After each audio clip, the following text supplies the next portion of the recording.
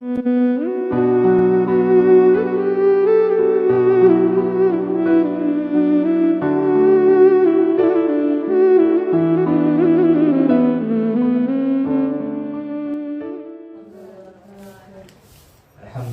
rabbil alamin wal 'aqibatu lil muttaqin wala 'udwana illa 'alal zalimin. Asyhadu an la ilaha illallah wahdahu la syarika lah wa asyhadu anna Muhammadan 'abduhu wa rasuluh. Allahumma shalli 'ala sayyidina Muhammad wa 'ala ali sayyidina Muhammad. Allahumma faqihna fid din wa 'allimna ta'wil.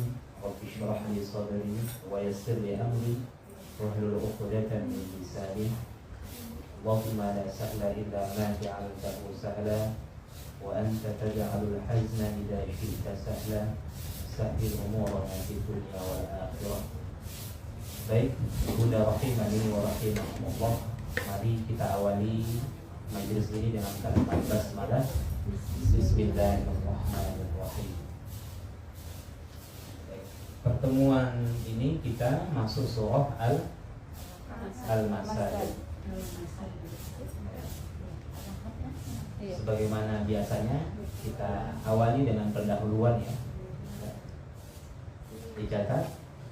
Pertama, surah ini diturunkan di Makkah atau disebut dengan Makkiyah ya, atau sebelum Nabi Sallallahu Alaihi Wasallam hijrah ke Madinah.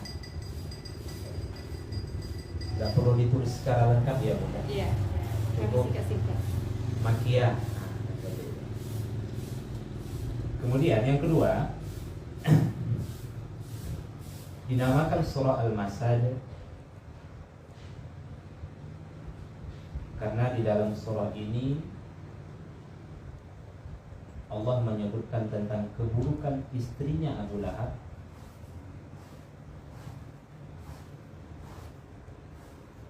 serta jenis siksaan yang akan dia terima kelak di akhirat.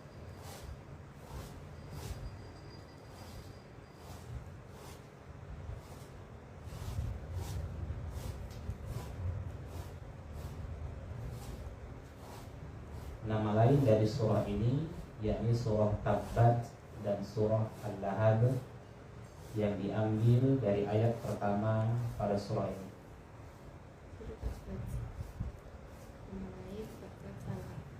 Jadi boleh disebut dengan surah Al-Masad, kemudian surah Tabbat atau surah Al-Lahab. Namun yang populer itu Bunda dikenal dengan surah Al-Masad. Di Indonesia lebih dikenal dengan surah Al-Lahab. Namun jumhur ulama lebih dikenal dengan surah Al-Masad. Kemudian tema utama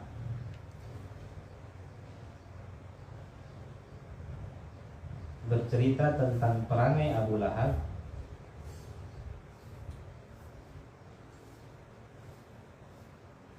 dan istrinya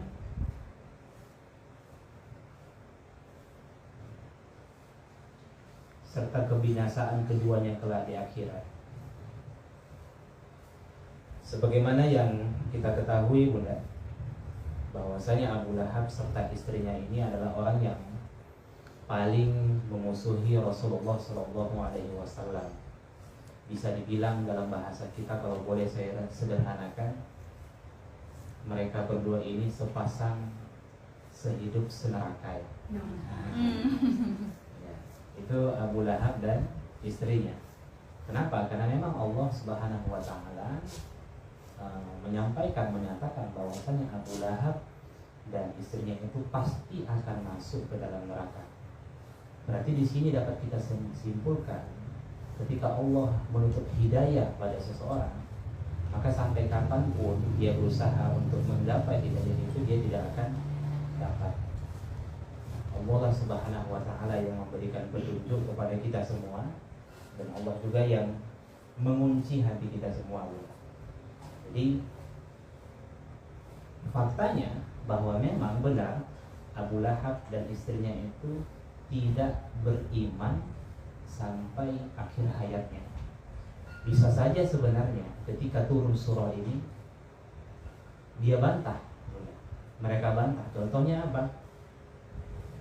Tuhanmu kan ngomong kami akan masuk neraka. Buktinya kami Islam. Kan bisa dibantah sebenarnya.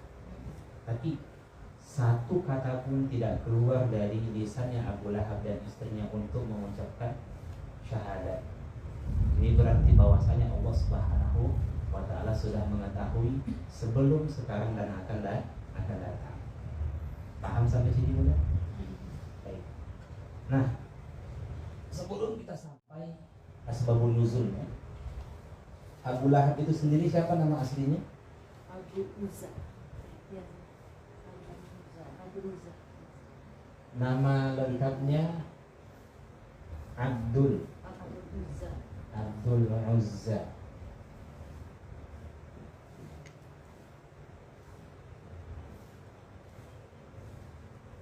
Bin Abdul Muttalib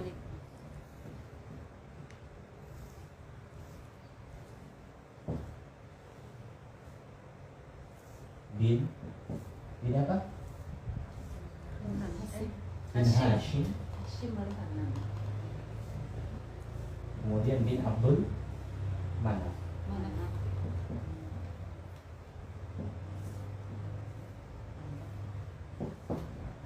Panjang udah kalau diurutkan sampai ke atas ya. Karena Rasulullah SAW itu sendiri di dalam tarikh disebutkan keturunan yang ke-81 mulai dari Nabi Adam alaihissalam. Baik, nama istrinya siapa? Aura. Siapa ya? Umi Jamil. Ini dulu Bunda, diberi gelar atau kunyah ya? Kunyahnya Abu Lahab. Itu nama anaknya. Bukan, Lahab itu bukan anaknya. Nama kunyanya. Karena dulu pada masa kenabian, ya kan, bahkan sampai saat ini Bunda, Abu itu tidak selalu disandarkan kepada anak, tapi bisa saja disandarkan kepada sesuatu yang menjadi hal yang paling menonjol yang ada di dalam dirinya. Lahab itu sebenarnya secara bahasa api yang berkobar. Api yang berkobar. Lahab. Kenapa disebut dengan bapaknya api yang berkobar? Jawabnya adalah karena memang wajahnya Abu Lahab itu putih, merah, tampan, cemerlang, berseri-seri. Enggak seperti perbuatannya ya. Bayangannya Jadi itu kalau jelek. ditanya Apa-apa Korea. Abu Lahab itu orang yang tampan, Sampai Sri Jamil. berbeda dengan kalau Humairah itu Pipi pipi. kemerah-merahan. Nah, kalau Lahab itu wajahnya itu memang putih, hampir seluruhnya merah. Bukan seperti merah yang kita lihat saat ini ya, Boda. Nah, itu Merah skin kan. tidak boleh dilanjut. Oke, api yang berkobar. Jadi kenapa? Karena memang wajahnya Rasulullah, wajahnya Abu Lahab itu tampan, cemerlang, berseri-seri.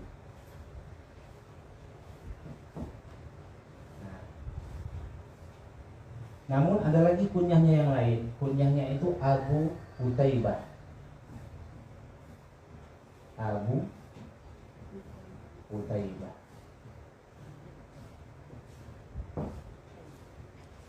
Nah, ini baru disandarkan kepada nama anaknya. Jadi anaknya Abu Lahab itu seluruhnya berjumlah 6 orang. 6 orang terdiri dari 4 laki-laki dan 2 perempuan.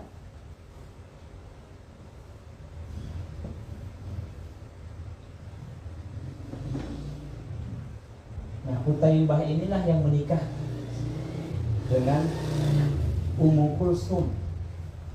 Ummu Kulsum siapa? Anak Nabi. Anaknya Rasulullah SAW. Kemudian Utbah nikah dengan Ruqayyah, anak Rasulullah SAW. Nah, ketika turun nanti surah Al-Lahab, betapa yang awalnya udah Abu Lahab itu sangat membenci Rasulullah SAW.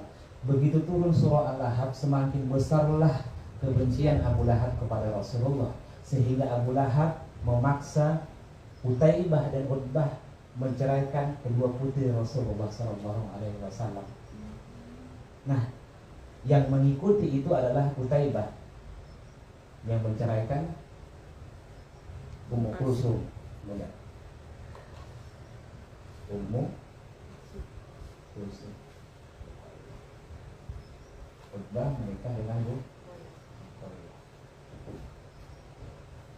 Nah, singkatnya, setelah Ummu Kulsum menjadi janda, maka dinikahilah oleh Utsman bin Affan.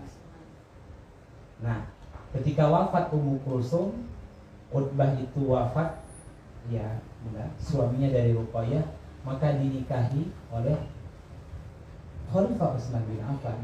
Makanya Khalifah Utsman bin Affan itu gelarnya Dzu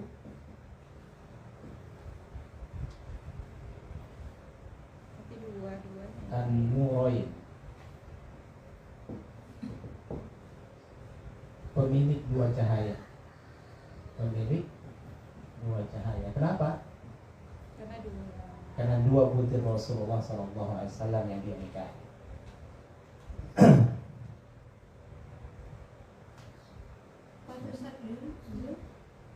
Dzun Nurain. Dzun Nurain.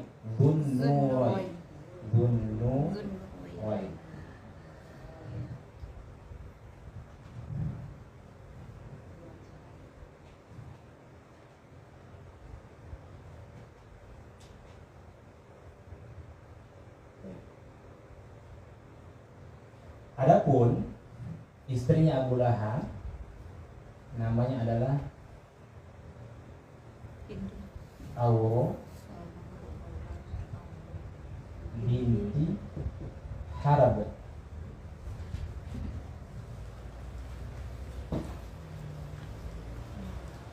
Auro binti Harab. Kunyahnya Ummu Jamil. Ummu, ibu, Jamil, cantik. Jadi ibu kecantikan.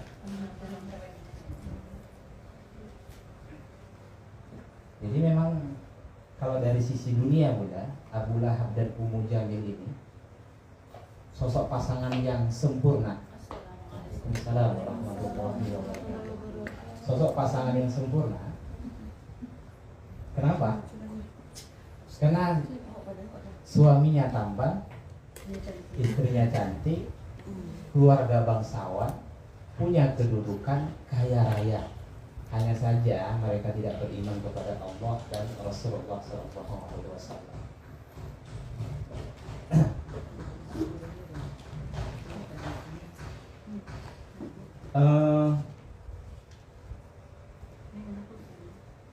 Kita tahu bahwasanya Abu Lahab ini adalah pamannya Rasulullah SAW.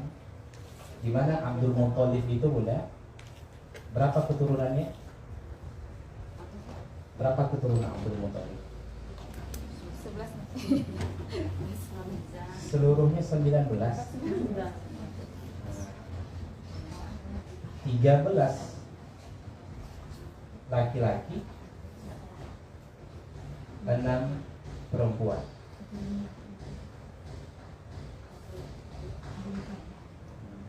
Tiga belas laki-laki, 6 perempuan. Berarti berapa paman Rasulullah? 12. Satu ayahnya. Karena satu ayahnya. Nah, sudah makan siang Bunda? Sekali. Jadi seluruhnya paman Nabi itu ada 12. Karena satu itu adalah ayahnya Abdullah. Abdullah itu termasuk anak dari Abdul Muthalib yang paling muda. Jelas ya Bunda? Yang paling bungsu dari segi dan ditinjau dari jenis laki-laki. Nah, dari 13 ini yang hidup ketika Nabi Muhammad SAW diutus menjadi seorang Rasul, yang hidup ada 4. Siapa saja? Hamzah, Abu Thalib, Abu Thalib, Hamzah, Abu Thalib, Abbas, kemudian Hamzah, kemudian Abbas. ya. Abbas, Yang muslim 3 ya. Nah, Abu Lahab adalah orang yang paling memusuhi Rasulullah SAW dan mati dalam kekufuran.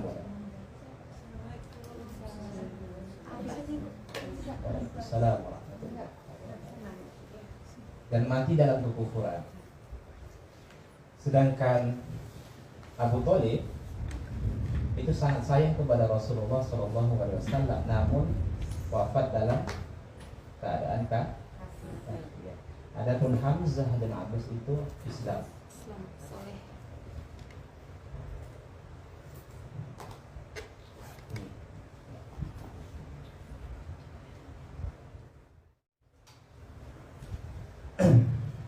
Baik, kita lanjutkan asbabun nuzul ya.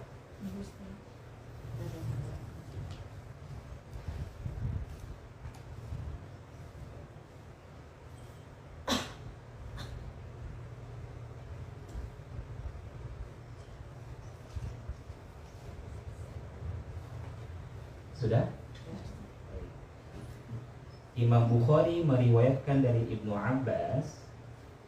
Imam Bukhari meriwayatkan dari Ibnu Abbas yang berkata,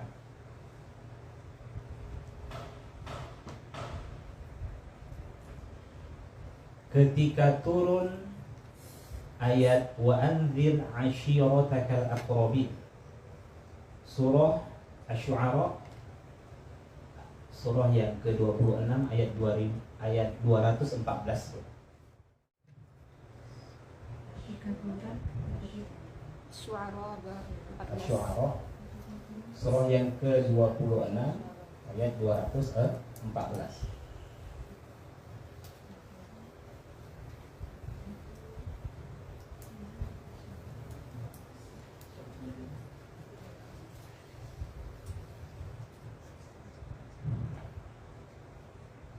Bunyinya wa anzir ashiratakal aqrabin.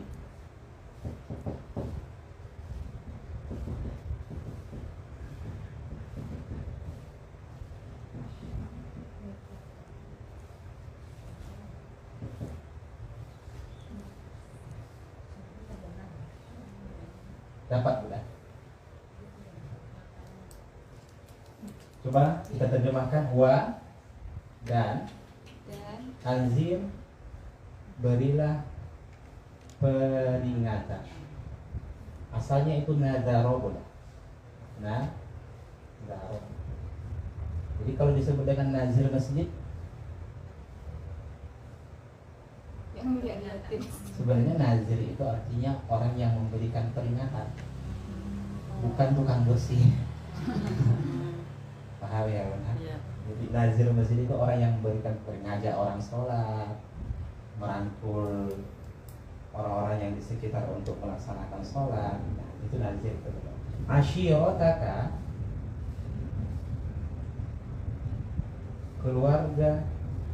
keluargamu, aqrabin, Dekat. yang terdekat.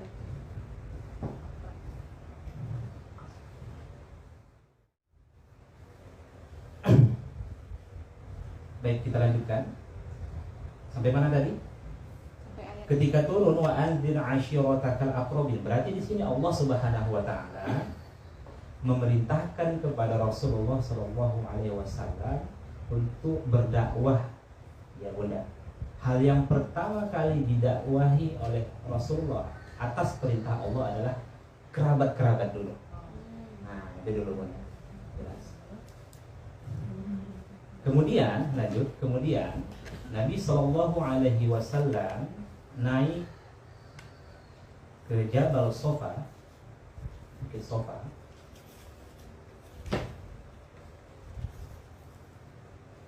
dan menyeru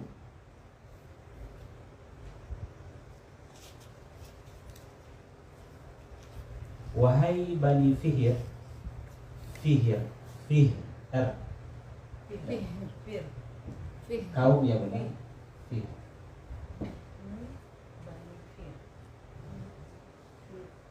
Kemudian wahai Bani Adi,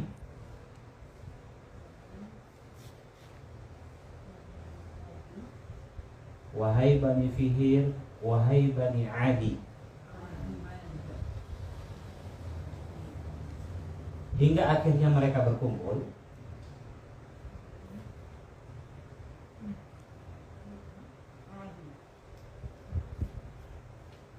Sampai-sampai jika ada seseorang di antara mereka yang tidak hadir, sampai-sampai jika ada seseorang di antara mereka yang tidak hadir, maka ia mengirimkan utusan untuk melihat apa yang terjadi.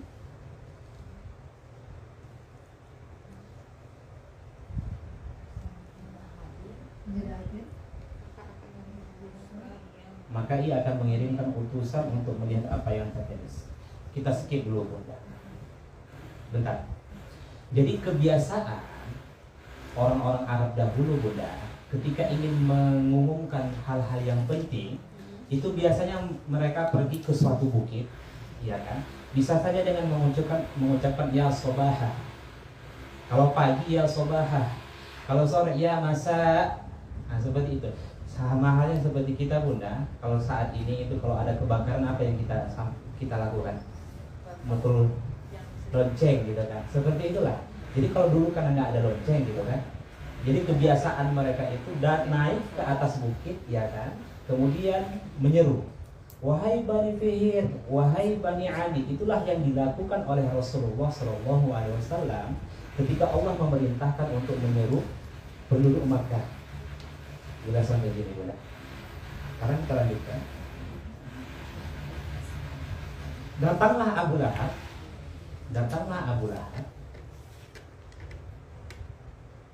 Dan kaum Quraisy.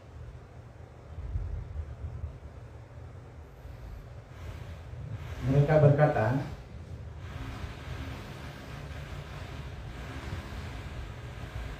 ada apa denganmu, hai Muhammad?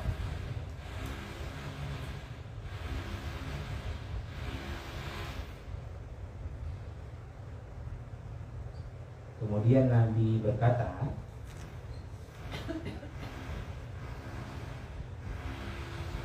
bagaimana menurut kalian jika kukabarkan kepada kalian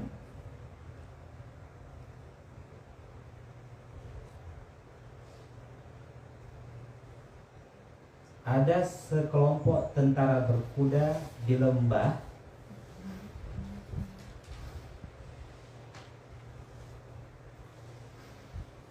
hendak menyerang kalian tiba-tiba.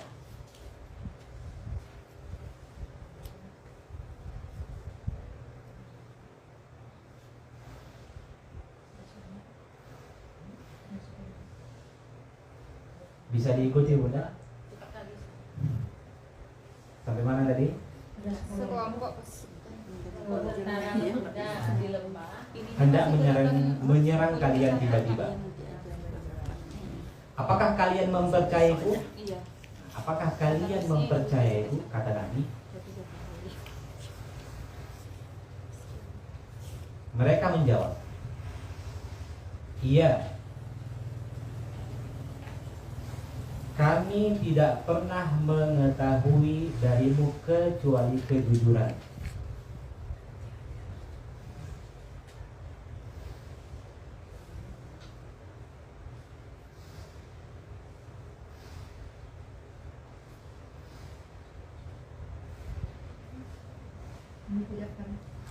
Kami tidak pernah mengetahui darimu kecuali kejujuran. Artinya sepanjang hidupnya Rasulullah SAW, Rasul itu dikenal adalah al-amin, orang yang paling jujur. Bahkan saking jujurnya, saking begitu percayanya Bunda Rasul, penduduk Mekah ini kepada Rasulullah SAW. Di saat Nabi diutus menjadi Rasul, begitu mereka memusuhi Rasulullah, ketika mereka ingin berperang, itu harta mereka amanahkan kepada Rasulullah.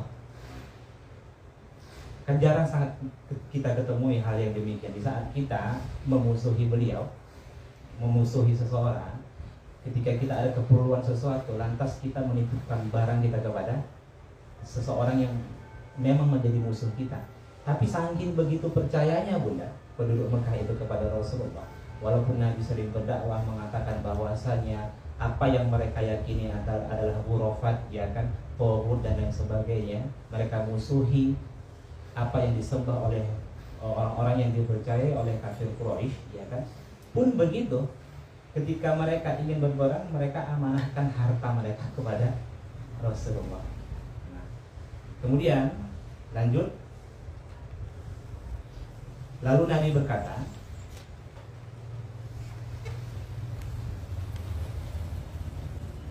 jika demikian, sesungguhnya aku adalah seorang pemberi peringatan bagi kalian bahwa akan turun siksa yang pedih jika kalian tidak beriman.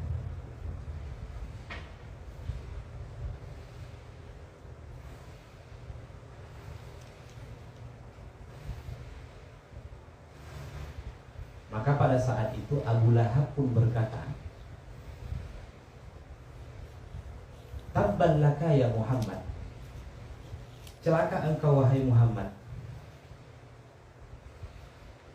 Apakah hanya karena ini kamu mengumpulkan kami?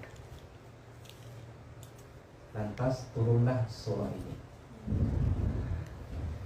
Paham Bunda? Jadi saya ulangi, ringkasnya begini Bunda. Ketika turun perintah Allah kepada Rasulullah untuk memberikan peringatan kepada keluarga-keluarga yang terdekat, Rasulullah pergi ke Bukit Sofa, kemudian menyeru, wahai Bani Fihir, wahai Bani Adi, wahai Bani Quraisy, ya kan, dan bani-bani yang lainnya. Saat itu kaum kabilah itu kumpul mendatangi Rasulullah SAW, dan timbul tanda tanya bagi mereka. Ada apa ini? Kenapa Rasulullah SAW itu menyeru kita semua? Apakah ada sesuatu yang penting? Ternyata apa yang disampaikan oleh Rasulullah adalah bahwasanya saya, ya kan, sebelum Rasulullah menyampaikan bahwasanya dirinya akan memberikan peringatan kepada mereka, jika kalian tidak beriman, kalian akan mendapatkan azab yang sangat pedih. Terlebih dahulu Rasulullah sampaikan, apakah kalian percaya jika di balik lembah ini akan ada sesuatu yang akan menyerbu kalian? Karena begitu percayanya Bunda, mereka mengatakan, ya, kami tidak pernah menemukan dirimu melakukan kedustaan, ya kan.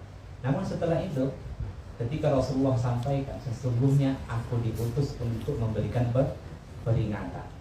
Nah, di antara semua kabilah-kabilah yang hadir pada saat itu, nah, Abu Lahab dengan lantang yang ngomong, Tabban laka ya Muhammad, celaka engkau Muhammad. Seolah-olah kalau dalam bahasa kita, kamu mengumpulkan kami dan hanya urusan yang sepele seperti ini, tidak ada pentingnya. Nah, seperti itulah. Maka turunlah surah Al-Lahab untuk menyikapi perangainya Abu Lahab. Inilah asbabun nuzul. Baik. Sekarang kita masuk ke dapurnya.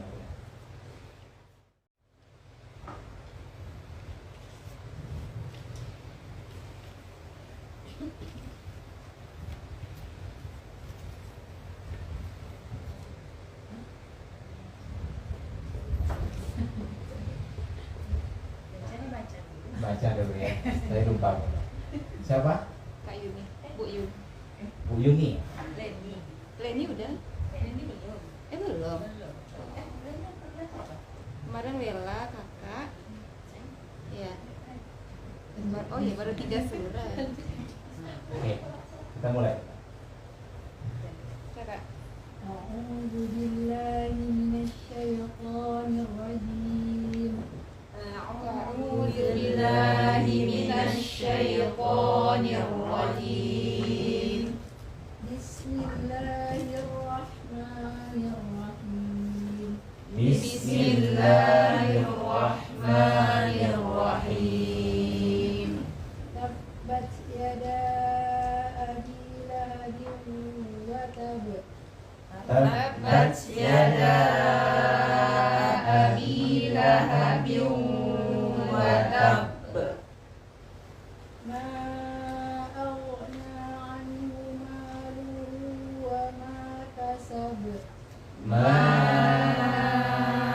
أغنى عنه ماله وما كسب سيصلى نارا ذات لهب سيصلى نارا ذات لهب وامرأته حمالة الحطب وامرأته حمالة الحطب في جيدها حبل من مسد في جيدها حبل من مسد Barakallahu fiik.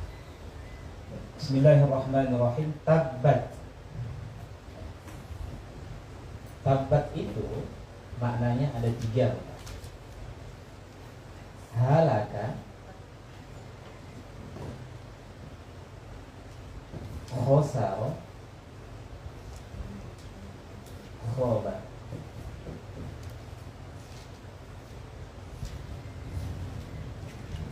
Halaka artinya hancur. Khosaro rugi.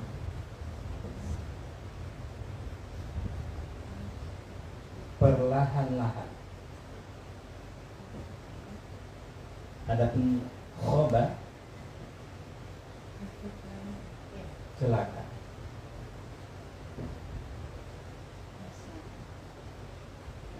Ini dulu Pak. Diterjemahkan apa? Binasalah. Binasalah. Sekarang pertanyaannya, siapa yang menyatakan ini? Allah. Allah. Allah Subhanahu wa ta'ala.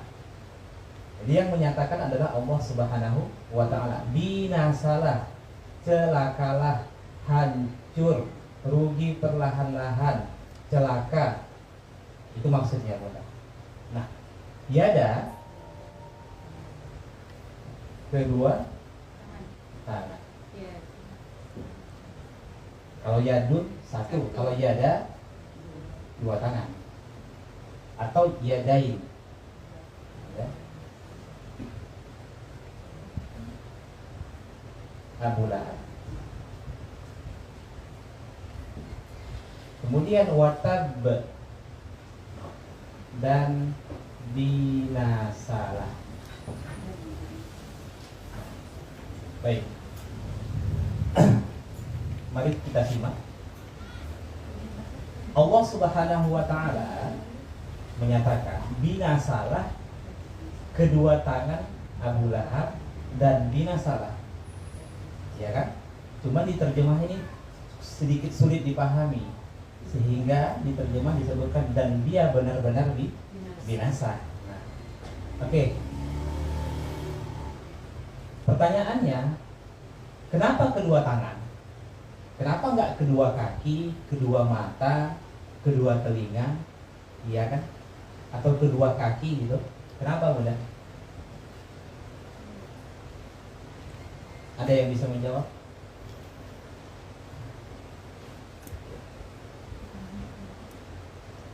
Ini menunggu jawaban dari saya. Atau Bunda sedang berpikir untuk memberikan jawaban? Oke Bunda. Sebenarnya ya ada di sini majas. Ya, gaya bahasa yang bukan dalam arti sebenarnya. Kalau di dalam bahasa Indonesia itu majas metafora. Contoh Al-Hasyr ayat 21. Coba buka surah Al-Hasyr ayat 21.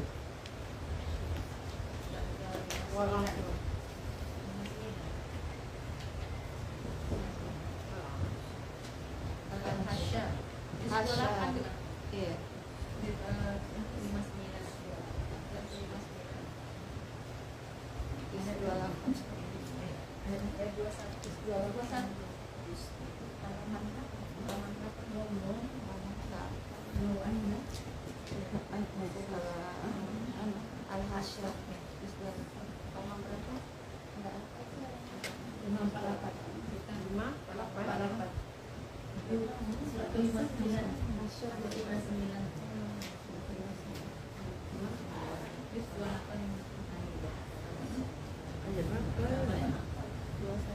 548. Wa tilkal amsal, apa lanjutannya Bunda?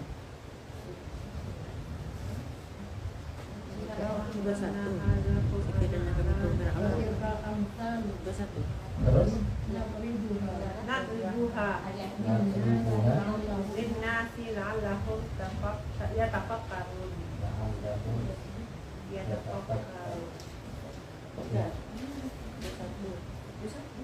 Ayat 21. Lau anzalna, lau seandainya atau sekiranya, andai kata. Allah menyatakan, Allah berfirman seandainya, sekiranya, andai kata. Anzalna, kami menurunkan hadal Quran, Al-Quran ini ala jabal, kepada gunung, la ra'aitahu, la lam taukid, pasti kamu akan melihatnya, hai Muhammad, ya, khasyian, takut atau tunduk, khusyuk, ya, mutasaddian, terpecah belah, min khasyatillah, dikarenakan takut kepada Allah. Wa tilkal amsal, dan itulah perumpamaan yang kami buat kepada manusia agar mereka berpikir. Ini ayat ini majas metafora, Bu. Maksudnya apa? Gaya bahasa yang bukan dalam arti sebenarnya. Biasanya di dalam bahasa Indonesia itu seringkali diterjemahkan dengan seandainya, sekiranya, andai kata. Nah, apa yang Allah sampaikan? Kalaulah Al-Quran itu diturunkan kepada gunung, pasti akan kamu lihat Muhammad, gunung itu tunduk, takut, terpecah belah, hancur lebur, dikarenakan takut kepada Allah Subhanahu wa Ta'ala. Dan itulah perumpamaan yang kami buat untuk manusia agar mereka berpikir. Apa maksudnya Bunda? Gunung yang begitu kokoh, kuat, tinggi, ya kan? Kemudian bahkan apapun bencana yang terjadi di bumi ini, baik angin topan, banjir bandang, dan lain sebagainya, gunung kan tetap seperti itu kokoh. Allah Subhanahu wa Ta'ala memberikan perumpamaan, kalaulah gunung itu diberikan anugerah akal sebagaimana Allah anugerahkan kepada manusia, maka pasti gunung itu akan takut, tunduk, hancur lebur, karena begitu takutnya kepada Allah Subhanahu wa Ta'ala. Jadi ayat ini sebagai sindiran bagi kita semua, sebenarnya bukanlah gunung itu bukan cerita sebenarnya, tapi Allah hanya memberikan perumpamaan. Harusnya hati manusia itu yang kecil, lunak, lembut. Ketika dia membaca Al-Quran, harusnya semakin besar rasa takutnya kepada Allah Subhanahu wa Ta'ala.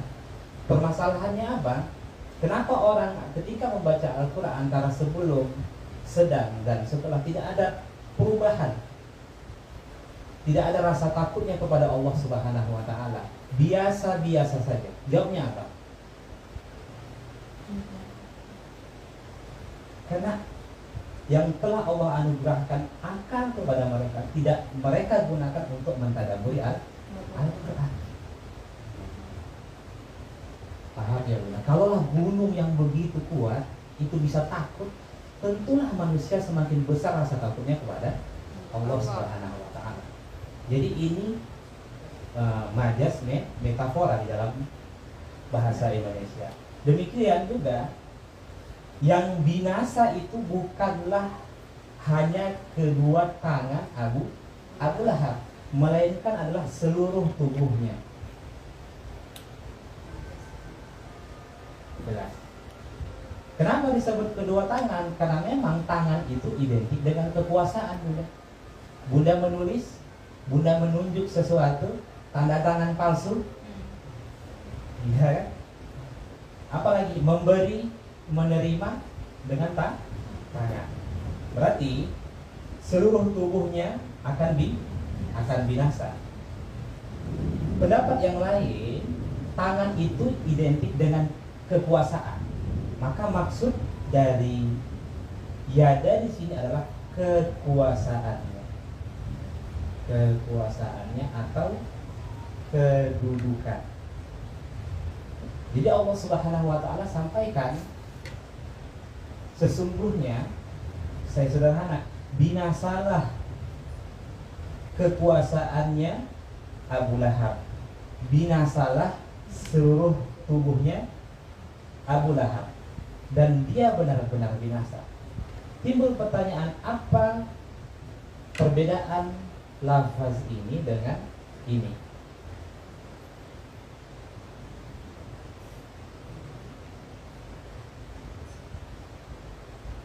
Coba kita terjemahkan, binasalah kedua tangan Abu Lahab dan binasalah. Itu tadabbur itu, Bunda. Apa maksudnya? Yang ini doa buruk kepada Abu Lahab.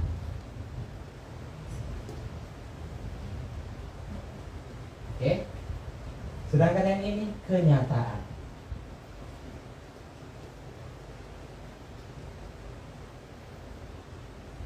Paham ya Bunda? Kenapa Ustaz? Kenapa ini kudu doa? Kenapa ini kenyataan? Sama halnya seperti saya ngomong kepada Bunda, saya berharap kamu binasa. Dan setelah itu pasti kamu akan binasa. Yang ini doa atau harapan, yang ini kenyataan. Pendapat yang lain mengatakan bahwasanya ini adalah doa buruk kepada Abu Lahab, sedangkan ini adalah bentuk penegasan. Kejadiannya ini maksudnya akan datang atau saat itu? Akan datang, Bunda. Karena didoakan tadi. Kenapa? Masih nyata lah dia binasa. Coba kembali lihat, Bunda. Hancur, rugi perlahan-lahan. Pelan-pelan Abu Lahab itu akan hancur, pelan-pelan Abu Lahab itu akan binasa. Tidak begitu turun ayat ini langsung Abu Lahab itu binasa. Jelas ya? Nah, ada juga yang mengatakan, Bunda, karena memang Abu Lahab itu ketika Rasulullah SAW berdakwah, Abu Lahab itu menyampaikan 2 kali. Tabballaka ya Muhammad, tabballaka ya Muhammad, celaka engkau wahai Muhammad, celaka engkau wahai Muhammad, di dalam riwayat lain. Sehingga Allah kembali membalas apa yang dilakukan oleh Abu Lahab itu dengan mengatakan, celaka engkau wahai Abu Lahab, kemudian engkau pasti akan celaka. Jadi begitu Abu Lahab mengatakan 2 kali kepada Muhammad, Allah balas juga 2 kali. Jelas sudah? Paham? Oke. Sekarang pengajarannya apa?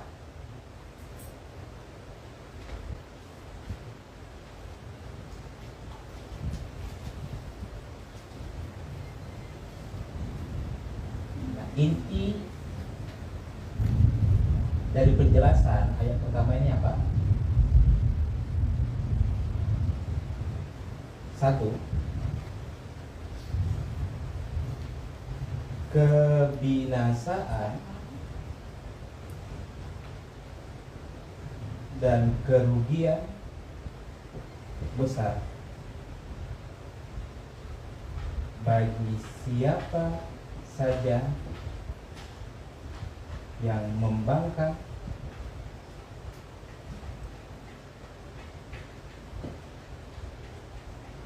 dari aturan Allah dan memusuhi dakwah Islam.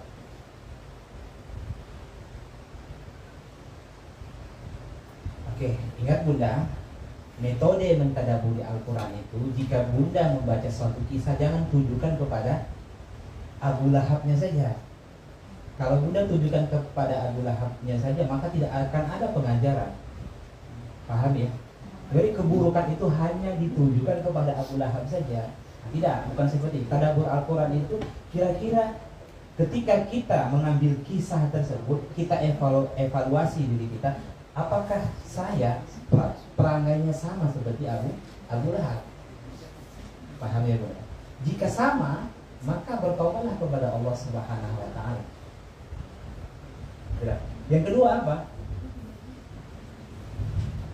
Bahwa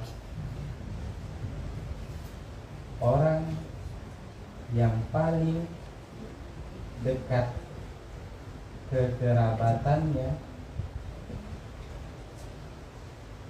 dengan Rasulullah tidak menjamin dia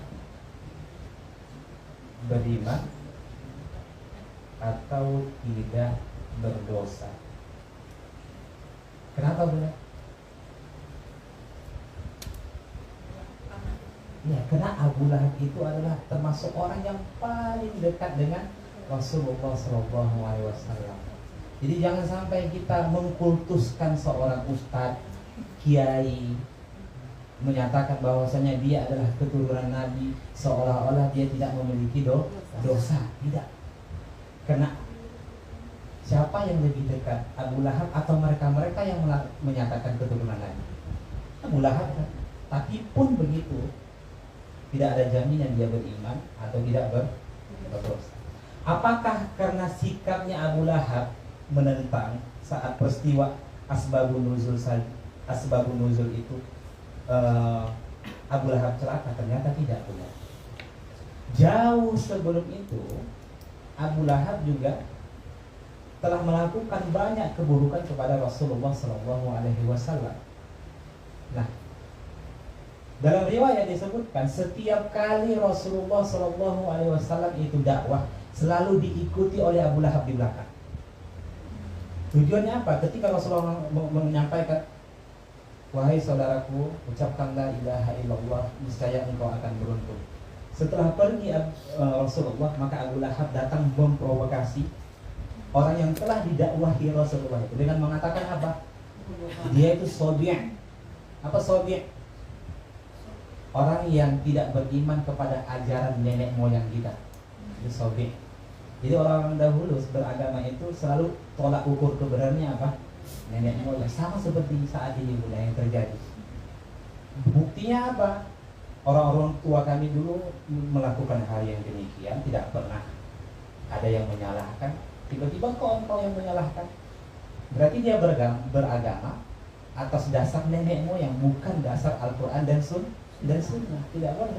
Kalau memang itu bertentangan dengan Al-Quran dan Sunnah, tolak, jangan lakukan. Sekalipun itu turun-menurun dilakukan. Kadangkala hal yang terjadi pada saat ini Bunda, itu yang biasa dilakukan itu dibenarkan. Harusnya bagaimana? Yang benar itu yang harus dibiasakan. Kan terbalik saat ini.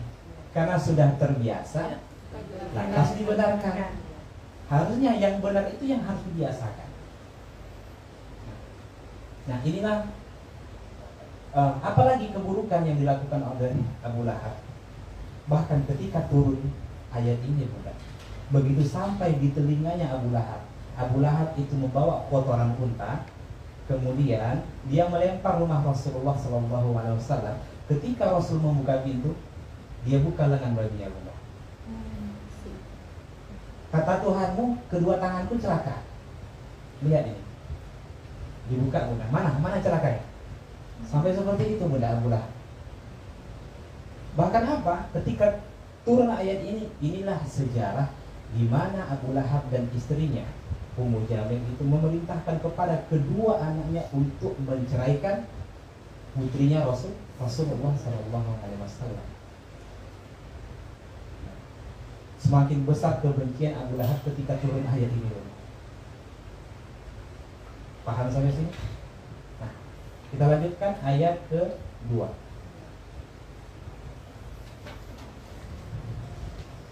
Ini sudah ditulis Bang?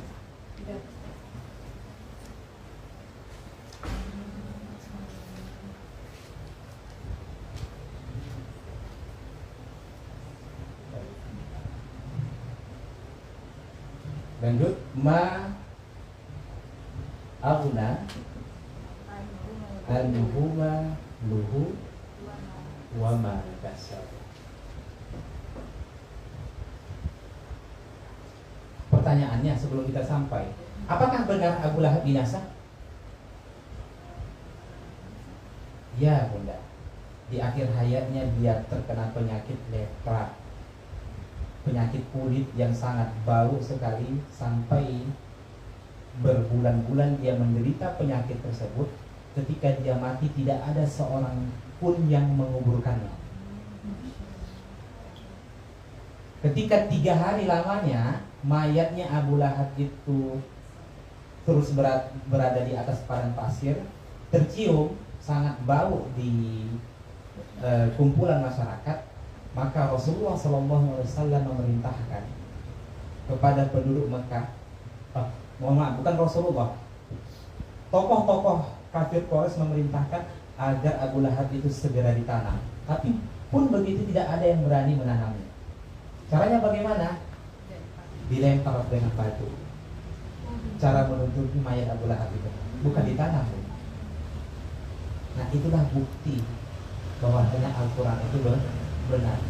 Lantas bagaimana orang yang hidup saat itu mendengar ayat ini? Harusnya bertambah ke keimanan mereka. Baik, kita lanjutkan. Ma'afna, ma itu tidak, aghna berguna, anhu terjemah letterlek berguna, atasnya, maluhu hartanya, waw dan ma apa kasab yang dia usahakan. Lihat,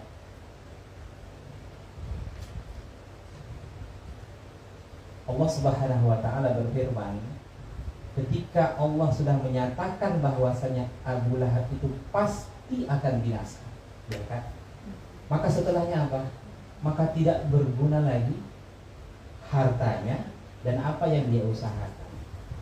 Apa harta di sini dan apa yang dia usahakan? Pertanyaan pertama dulu, harta itu apa maknanya? Mal.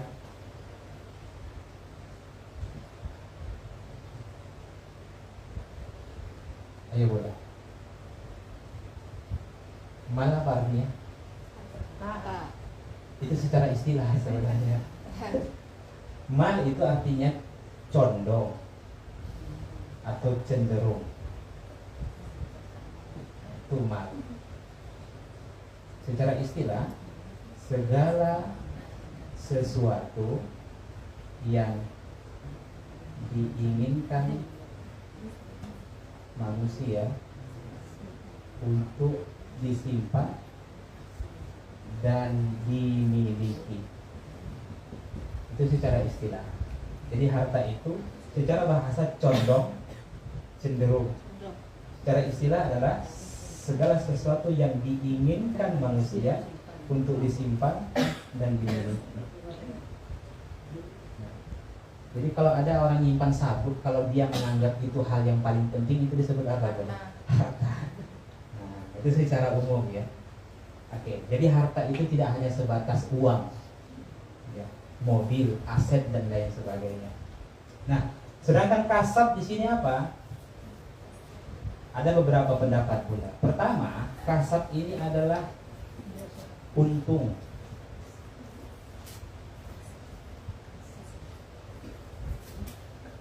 Kasab di sini adalah untung. Berarti kalau untung, mal di sini artinya apa?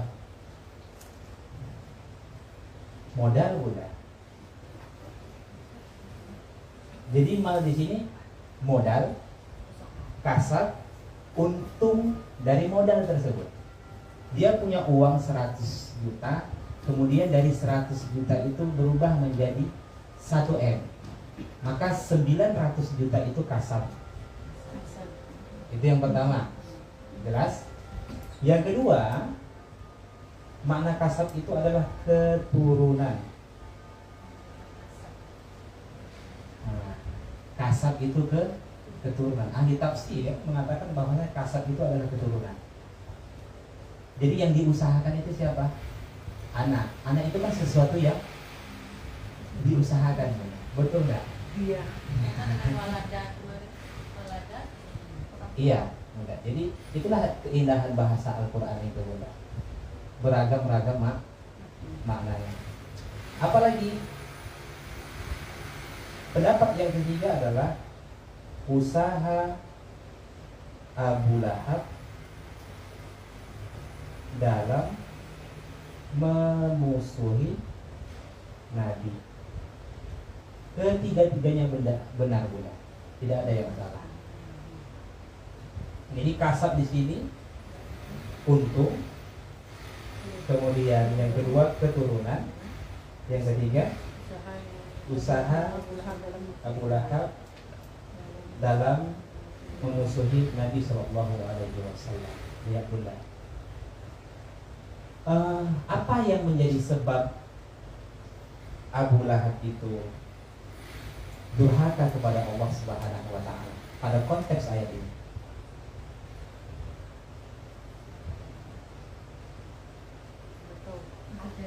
Yang menjadi sebab manusia lalai pada konteks ayatnya apa, Bu? Kekuasaan. Kemudian apa lagi? Harta. Kemudian keturunan. Itulah yang membuat manusia lalai. Jadi kenapa nggak ngaji? Jawabnya apa? Sibuk dengan dunia, sibuk dengan kedudukan. Kenapa nggak ngaji? Sibuk dengan harta. Kenapa nggak ngaji? Sibuk jaga anak. Umur 50 tahun ditanya lagi, kenapa nggak ngaji? Bercucu. Yang menjadi manusia itu lalai ini, kekuasaan, kemudian harta, anak. Nah, pengajarannya apa? Pertama, kekuasaan, kemudian harta, kemudian anak tidak akan bermanfaat di akhirat kelak. Hanya iman dan amal soleh yang bermanfaat. Lihat bunda, kenapa tidak bermanfaat kekuasaan, harta dan anaknya Abu Lahab? Tidak bisa menyelamatkannya nanti perkara di akhirat. Karena kekuasaannya bukan untuk kebaikan, hartanya